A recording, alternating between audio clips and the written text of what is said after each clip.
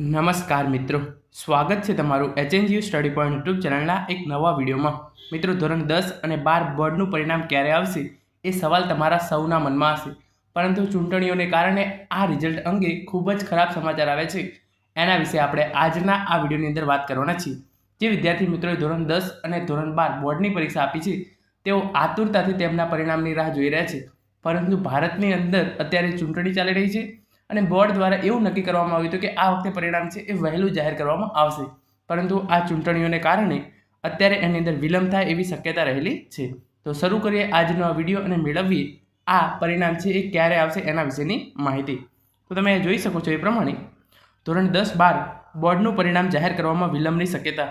પહેલાં બોર્ડ દ્વારા એવું જાહેર કરવામાં આવ્યું હતું કે જે બોર્ડનું પરિણામ છે એ એપ્રિલ મહિનાના અંતની અંદર જાહેર કરી દેવામાં આવશે, પરંતુ હવે એ પરિણામમાં મોડું જાહેર થાય તેવી શક્યતા રહેલી છે।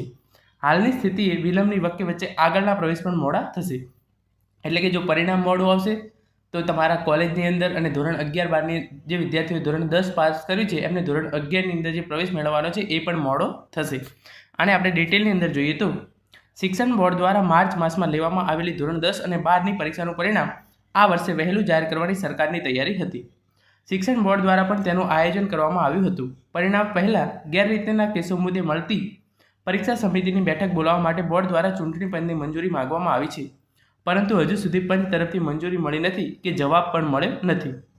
બોર્ડની પરીક્ષા વખતે ગેરરીતિ કરતા પકડાયેલા વિદ્યાર્થીઓ તેમજ સીસીટીવી ફૂટેજ ચેકિંગમાં ગેરરીતિ કરતા પકડાયેલા વિદ્યાર્થીઓની બોર્ડ દ્વારા રૂબરૂ સુનાવણી કરવામાં આવે છે।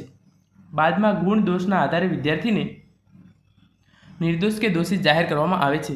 આ હેતુ માટે પરીક્ષા સમિતિની બેઠક મળતી હોય છે, પરંતુ હાલમાં ચૂંટણીની આચારસંહિતા લાગુ પડે છે ત્યારે શિક્ષણ બોર્ડ દ્વારા પરીક્ષા સમિતિની બેઠક બોલાવવા માટે ચૂંટણી પંચની મંજૂરી માગી છે।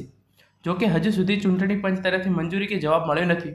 પરિણામ જાહેર કરવા માટે બોર્ડે ચૂંટણી પંચની મંજૂરી લેવાની નથી, પરંતુ ગેરરીતિના કેસને લઈ પરીક્ષા સમિતિની બેઠક સુનાવણી અને નિર્દોષ કે સજાને પાત્ર જાહેર કરવાને લઈ ચૂંટણી હોવાથી મૂંઝવણી ઊભી થઈ છે।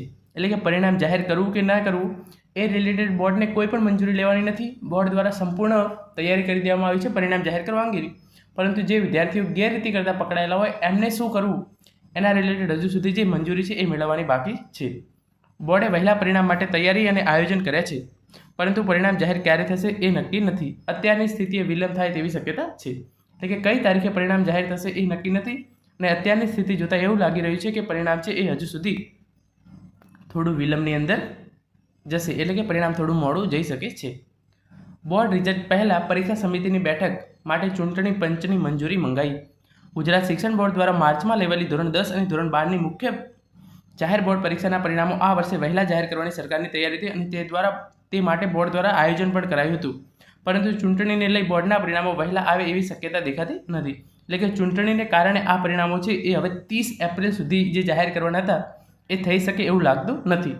બોર્ડના પરિણામ પહેલાં ગેરરીતિના કેસો મુદ્દે મળતી પરીક્ષા સમિતિની બેઠક યોજવા માટે બોર્ડ દ્વારા ચૂંટણી પંચની મંજૂરી માંગવામાં આવી છે, જોકે હજુ સુધી ચૂંટણી પંચ તરફથી કોઈ મંજૂરી કે જવાબ મળ્યો નથી। તો જ્યાં સુધી ચૂંટણી પંચ તરફથી મંજૂરી કે જવાબ ના મળે ત્યાં સુધી આ પરિણામ છે એ જાહેર થઈ શકશે નહીં। બોર્ડની પરીક્ષા દરમિયાન સ્થળ પર ગેરરીતિ કરતા પકડાયેલા વિદ્યાર્થીઓ ઉપરાંત પરીક્ષા બાદ સીસીટીવી ફૂટેજ ચેકિંગ દરમિયાન ગેરરીતિ કરતા પકડાયેલા વિદ્યાર્થીઓ જે આપણે ઉપર માહિતી મેળવી એ જ છે, તમે જોઈ શકો છો।